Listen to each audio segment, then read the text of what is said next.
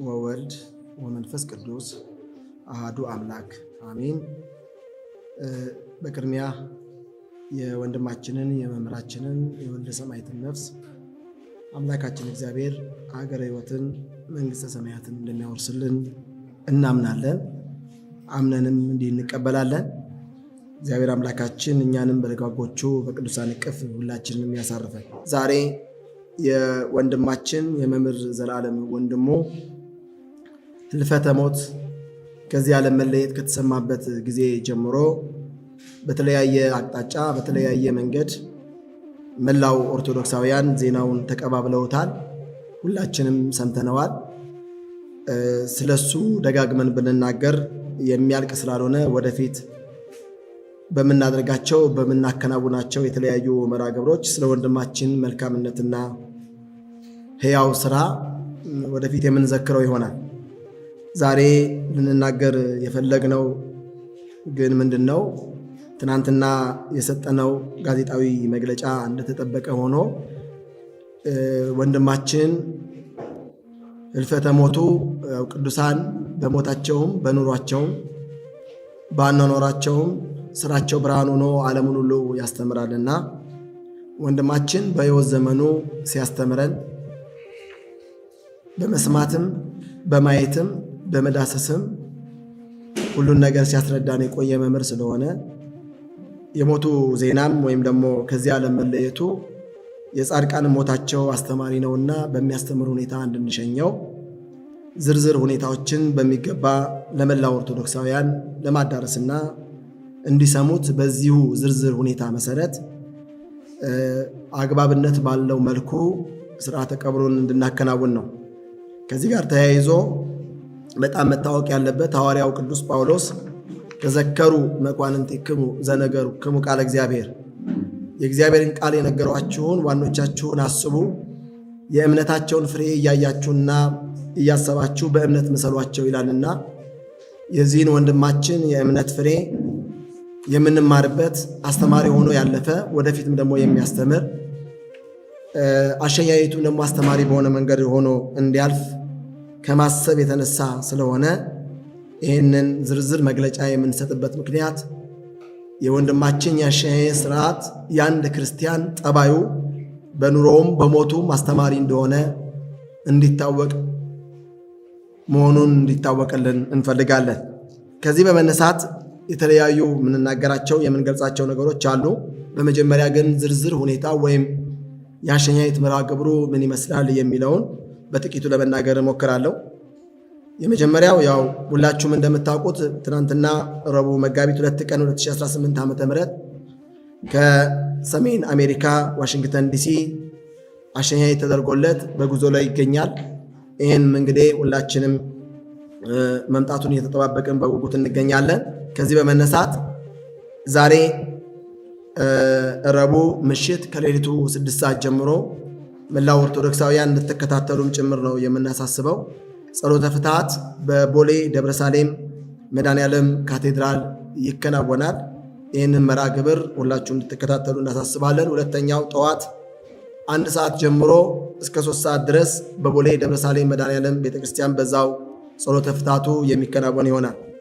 ከዛ በመቀጠል ግን ቦሌ ደብረሳሌም መድኃኔዓለም ቤተክርስቲያን አጭር ቆይታ ነው የሚደረገው። እዛ የሚኖረን አጭር ጸሎትና ያሬዳዊ ዝማሬ እንደዚሁም ደግሞ በመስቀል አደባባይ የሚኖረውን ልዩ ልዩ መርሃ ግብር ምን እንደሚመስልና ምዕመናን በምን አይነት አግባብ በትዕግስት መርሃ ግብሩን እንዲከታተሉ የሚያስችል ዝርዝር መግለጫና ማብራሪያ ብቻ ነው የሚሰጠው። በመጨረሻም በዛው ቃለ ምዕዳንና ቡራኬ ተሰጥቶ ጉዞ ይደረጋል። ጉዞው እንድታቁልን የምንፈልገው ከቦሌ ደብረሳሌም መድኃኔዓለም ቤተክርስቲያን ጀምሮ እስከ መስቀል አደባባይ ድረስ በእምቢልታ በነጋሪት በዝማሬ ታጅቦ መስቀል አደባባይ ይደርሳል። ከቦሌ ደብረሳሌም መድኃኔዓለም እስከ መስቀል አደባባይ ድረስ። ይህንንም መላው ኦርቶዶክሳውያን በሙሉ የወንድማችንን ክብር የቤተክርስቲያንን ክብር በሚመጥን መልኩ በአግባቡ ተሰልፋችሁ ከቦሌ መድኃኔዓለም ጀምራችሁ እስከ መስቀል አደባባይ እንድትከተሉ እናሳስባለን። በርካታው ሕዝብ ግን መስቀል አደባባይ ዝግጅት አድርጎ እንዲጠብቅ በዚሁ አጋጣሚ እናሳስባለን። እንግዲህ ሁለተኛው የመርሃ ግብራችን የሚሆነው የመስቀል አደባባይ መርሃ ግብር ነው። በዛም በመስቀል አደባባይ ትልቁ መርሃ ግብራችን የሚከናወንበት መሆኑን እንድታውቁት እንፈልጋለን።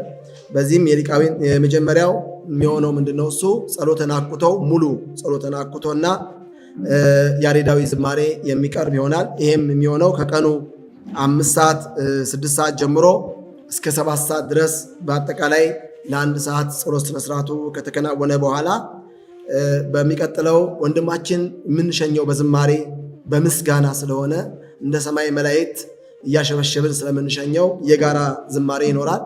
የሰንበት ትምህርት ቤቶች አንድነት እንደዚሁም ደግሞ መላው ኦርቶዶክሳውያን ዘማሪያን፣ መላው ሰባኪያን ወንጌል በጋራ በመቆም ከማህበረ ምዕመናን ጋር በጋራ የአንድ ዝማሬ በጋራ በከፍታ ድምፅ ይሰማል። ይሄ እንዳለቀ ቅኔ ይቀርባል። ከቅኔው ቀጥሎ የወንድማችንን የህይወት ዘመን ታሪኩን የሚናገር ታሪክ በሚገባ በዝርዝር የሚቀርብ ይሆናል።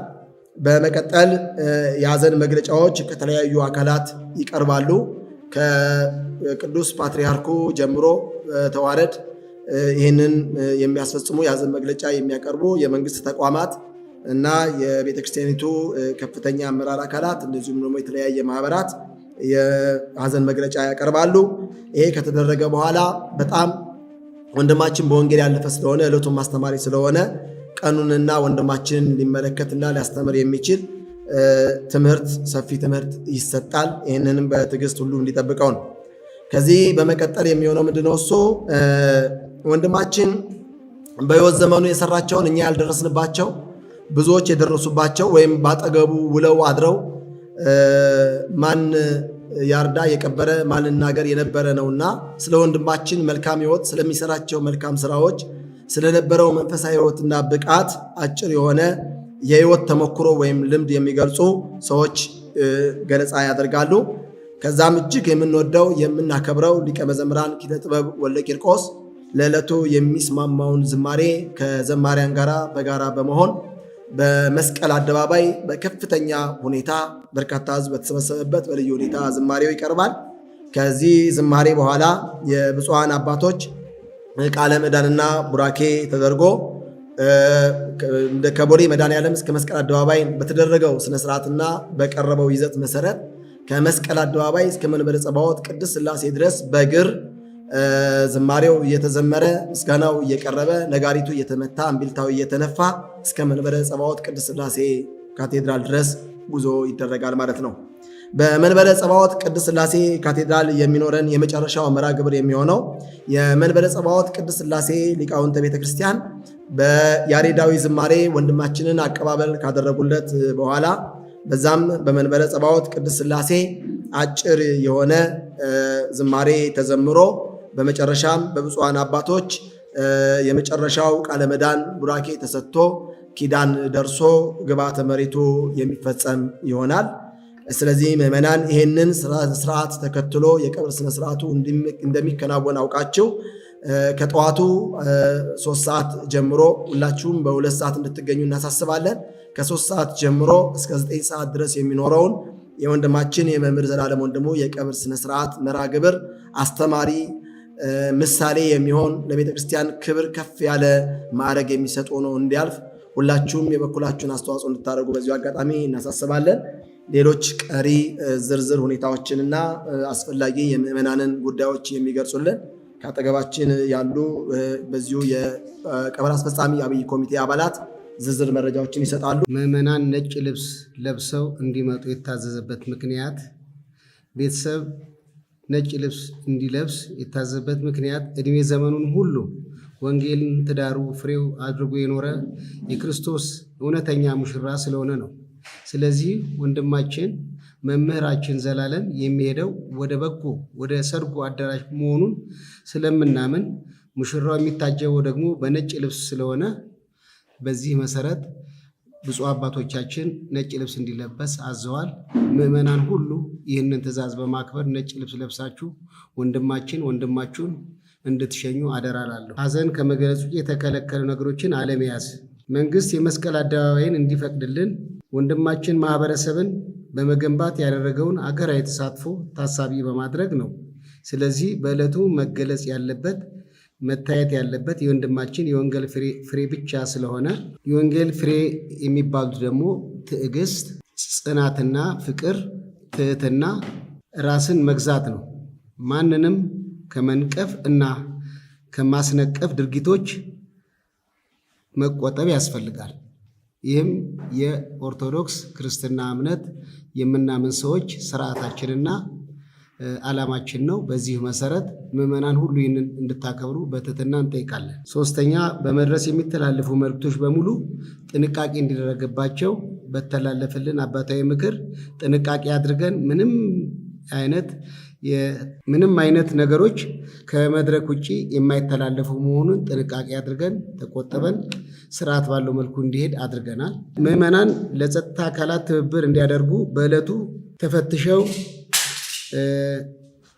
በሚታዘዙት መሰረት ተገዢ እንዲሆኑ አደራ እንላለን። ወንድማችን ህልፈተ ህይወት ከተሰማበት ጊዜና ሰዓት አንስቶ ህዝበ ምዕመኑም የቤተ ክርስቲያኑ ሁሉ አገልጋይ ከአሜሪካም በሌላው ዓለምም የሚገኘው ምዕመን የዘላለም ወዳጅ ወንድሞች የኔ ጉዳይ ነው ብለው በኃላፊነት ወስደው ስላደረጉልን ነገር በጠቅላላ ምስጋና ለማቅረብ ነው በዚህ የተገኘሁት። የጸሎትና ጸሎተ ፍታቱን በተመለከተ በቤተ ክርስቲያን ሕግና ስርዓትና ደንብ መሰረት ጸሎተ ፍታቱ ቅዳሴው በሰሜን አሜሪካ ብፁዓን አባቶች በተገኙበት በከፍተኛ ሁኔታ የተደረገ ስለሆነ ጸሎተ ፍታቱን በተመለከተ በአዲስ አበባ በቦሌ ደብረ ሰላም መድኃኔ ዓለም ካቴድራል ከሌሊቱ በ6 ሰዓት ጀምሮ ሰዓታት በመቆምና ጠዋት ደግሞ ከ1 ሰዓት ጀምሮ ፍታቱን ተገኝታችሁ በአዲስ አበባ ዙሪያ ያላችሁ ሊቃውንት ቤተክርስቲያን በሙሉ እንድታደምቁልን እናሳስባለን።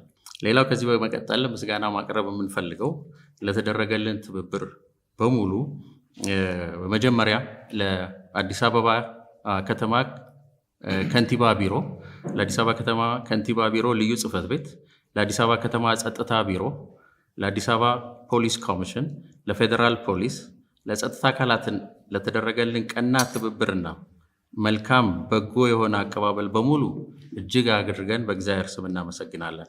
በመጨረሻ በመስቀል አደባባይ ስለሚደረገው የሽኝት ህዝበ ምዕመናኑ ለጸጥታና ለፖሊስ አባላቶች በእኔነት ስሜት ትብብር እንዲያደርጉልንና ስንል በትህትና የጠየቅን ሁላችሁም ህዝበ ምዕመን የኢትዮጵያ ኦርቶዶክስ ቤተክርስቲያን እምነት ተከታይ የሆናችሁ የመምህር ዘላለም ተማሪዎች የሆናችሁ ወንድሞች እህቶች በሙሉ የጸጥታ አካላት በሚጠይቁን ትብብር በሙሉ መልካም ስነ ምግባር አሳይታችሁ የእኔነት ስሜት ተሰምቷችሁ እናንተ ተገልጋይ ሳትሆኑ ገላጋይ ሁሉንም ጸጥታ አስከባሪ ሆናችሁ እንድታሳልፉልን እያል እጅግ በጣም በትህትና እንጠይቃለን። ይሄ የቤተሰቡም የዚህ አብይ ኮሚቴም መልእክት ነው። ይሄንን በአጽንኦት ማስተላለፍ እንፈልጋለን። ሌላው ከዚህ በመቀጠል ምስጋና ማቅረብ እንፈልገው የወንድማችን ህልፈተ ህይወት ከተሰማበት ጊዜ ጀምሮ በቤት በሌሊት ተገኝታችሁ ከቤተሰቡ ጋርና ከአባቶች ጋር ትእዛዝ ተቀብላችሁ የዚህ አብይ ኮሚቴ አባላት የሆናችሁ አገልጋዮች በሙሉ ከላይ ከቅዱስነታቸው ከቅዱስ ፓትርያርካችን ጀምሮ የቤተ ክህነት ጽሕፈት ቤት ብፁዕ አቡነ ሳዊሮስ በአዲስ አበባ ሀገረ ስብከት ሁላችሁን ላደረጋችሁት ትብብርና ይሄ ኮሚቴ ተቋቁሞ ስራውን እንዲሰራ በአስቸኳይ ለወሰናችሁት ውሳኔ የዚህ አብይ ኮሚቴ አባላት መምህሮቻችን ሁላችሁ አገልጋዮች የቤተክርስቲያን አገልጋዮች ከፊት እየመራችሁ ህግና ስርዓት እንዳይጣስ ተከታትላችሁ እያረማችሁ ለዚህ ቀን የሚያስፈልገውን ፕሮግራም እንዲሳካ ላደረጋችሁ አካላት በሙሉ ምስጋና ማቅረብ ፈልጋለሁ። ከዚህ በመቀጠል ለዚህ የሽኝት ጉዞ የወንድማችንን በዓል እንዲደምቅ ላደረጋችሁ ሙሽራችንን ለምንሸኝበት ቀን የሚሆነውን ዝግጅት ሁሉ በመልካምነት በበጎ ሀሳብ ዛሬ በዚህ የተገኛችሁ የሚዲያ አካላትን ነው ማመስገን እንፈልገው። እጅግ በጣም አብዝተን እናመሰግናለን። ክብር ይስጥልን። እግዚአብሔር ስራችሁን ደግሞ ወደፊትም የተሳካ የተባረከ ያርግላችሁ። ትላንትናም ተገኝታችሁ ጋዜጣዊ መግለጫ ያስተላለፋችሁ ከዛም በፊት በቤትም በተለያየ ቦታ ሆናችሁ በራሳችሁ ተነሳሽነት በእኔነት ስሜት ይሄንን ህዝበ ክርስቲያኑን ለመቀስቀስና የዘላለምን በጎ ነገሮች ለመመስከር የበቃችሁ የተራዳችሁትን ሁሉ እጅግ አድርገን እናመሰግናለን። ሁላችሁም በቅንነት መታችሁ የምንለውን ለመስማት ለማስተላለፍ ስለታዘዛችሁን እጅግ አድርገን ማክበር እንፈልጋለን። መምህራችን መምህር ዘላለም ወንድሙ ብዙ የጀመራቸው ስራዎች ህዝብ ግን የማያውቀው አሁን ደግሞ እንዲያውቀው ግድ ስለሆነ እነሱ ደግሞ የተጀመሩ ስራዎች ደግሞ መፈጸምም ስላለባቸው እኛም መቀጠል ስላለብን ሁላችንም በውጭ ሀገርና በሀገር ውስጥ የተለያዩ አካውንቶች ተከፍተዋል። እነሱን አካውንቶች ግልጽ እናደርጋለን። እነዚህም አካውንቶች ላይ የሚገቡት ሁሉ ገቢዎች መምህራችን መምህር ዘላለም ወንድሙ የጀመራቸውን ስራዎች ለማስቀጠል ስለሆነ በውጭ ሀገር በዲሲ ቅድስት ማርያም ቤተክርስቲያን የዜል አካውንት ነምበር 202-391-5952 እደግመዋለሁ 202-391-5952 ይህን ገቢ በሚደረግበት ሰዓት ላይ ለዘላለም በሚል ቢጻፍና ቢጠቀስ የተሻለ ስለሆነ በጎፈንድሚ አታች ይሆናል ሊንኩ። በሀገር ውስጥ ደግሞ በኢትዮጵያ ንግድ ባንክ ቦሌ ቅርንጫፍ 1075-18-62-192 እደግመዋለሁ 1075-18-62-192 አብርሃም ኤንድ ኤልያስ ኤንድ ዳዊት በሚል የተከፈተ ስለሆነ በሱም ገቢ ማድረግ ይቻላል። የመምህር ሲሰራቸው የነበሩ የተለያዩ መልካም ስነ ምግባሮች ሁሉ በዶክመንተሪ በወንጌለ ዘላለም ዩቲዩብ ላይ በቅርብ ቀን ይለቀቃል። ዶክመንተሪውንም እየሰራቸው ያሉ የነበሩትን መልካም ስራዎችን በዛው እንከታተላለን። ሁሉም አካውንቶችም በተለይ በዚሁ ሚዲያ ላይ አታች ይደረጋል። ይሄ መርሃ ግብር የእናንተ የቤተ ክርስቲያን የሁላችንም ስለሆነ በተቀመጠው አግባብና በተቀመጠው ስርዓት ብቻ መርሃ ግብሩ እንዲሄድ ተባባሪ እንድትሆኑ ከጎናችን እንድትሆኑ በምናዘውና በተቀመጠው አቅጣጫ መሰረት ኮሚቴው በብዙ ድካም ለፍቶ ያሳካቸውን የቀረጻቸውን አቅጣጫዎች በሙሉ ተከትሎ እንዲሄድ ከሚመለከተው አካል ውጪ ወይም ከተቀመጠው አቅጣጫ ውጪ ምንም አይነት መመሪያ ወይም ደግሞ ምንም አይነት የተቀመጠ አቅጣጫ የሌለ መሆኑን አውቃችሁ የሚዲያ አካላት በሙሉ ይህንን ለመላው ኦርቶዶክሳውያን ለመላው የቤተ ክርስቲያኒቱ ሊቃውንት በሙሉ እንድታደርሱልን እናሳስባለን። እናንተ ሚዲያዎች ዛሬ ከሌሊቱ 6 ሰዓት ጀምሮ የመምህር ዘላለም ወንድሙ ጸሎተ ፍትሐት በቦሌ ደብረ ሳሌም መድኃኔዓለም ካቴድራል ከሌሊቱ 6 ሰዓት ጀምሮ የሚጀምር ስለሆነ በዛ ተገኝታችሁ በአሜሪካ ሲደረግ የነበረውን ጸሎት ስነ ስርዓት እንደተዘገበ ሁሉ በዚህም በኢትዮጵያ የሚደረገው የጸሎት ስነ ስርዓት እንዲዘገብልን ስለምንፈልግ በዛ ተገኝታችሁ ዘገባ እንድትሰሩ ለመላው ዓለም እንድታስተላልፉ በዚሁ አጋጣሚ እናሳስባለን። ወንድማችንን በሰላም ሸኝተን እኛም ደግሞ ወንድማችንን በሸኝንበት አግባብ እንድንሸኝ አምላካችን እግዚአብሔርን በጸሎት ተማጽነን መጨረሻችን እግዚአብሔር እንዲያሳምርልን በጋራ እግዚአብሔርን አመስግነን እንድንለያይ የአምላካችን እግዚአብሔር ቅዱስ ፈቃዱ ይሆንልን። ስለነበረን ጊዜ ሁሉ እጅግ ከልብ እናመሰግናለን። ወስብሐት ለእግዚአብሔር ወለወላዲቱ ድንግል ወለመስቀሉ ክቡር አሜን።